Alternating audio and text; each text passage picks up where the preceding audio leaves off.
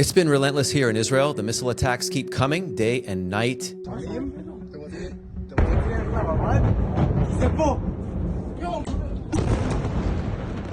Entire civilian neighborhoods have been wiped out.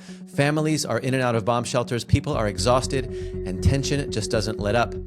But one thing that often gets missed in the news is what's happening after the rockets fall.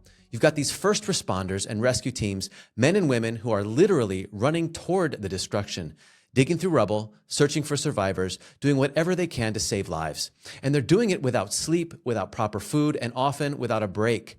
At Jews for Jesus, we felt like we can't just stay on the sidelines. Our coffee shop was closed for safety reasons, but instead of walking around, waiting around, we loaded up what our teams prepared, sandwiches, calorie-dense, delicious food, and took our team out to the sites to support those who were out there serving. We came simply to help however we could, whatever that meant, handing out food, lending a hand, being there to even wash hands, feet, and faces. We were ready to do whatever was necessary.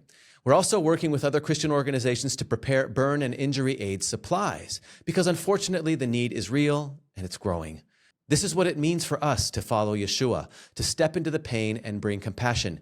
He fed the hungry, he comforted the broken, he showed up in love, and that's what we're trying to do too. So please keep praying, pray for the people of Israel, pray for peace, for protection, for healing, for those who have been wounded physically and emotionally. And if God stirs your heart to stand with us in this, whether through prayer or support, you can do that by clicking on the link in the video description. Even in the midst of chaos and loss, the light of the Messiah still shines, and it's our privilege and duty to reflect that light wherever we can.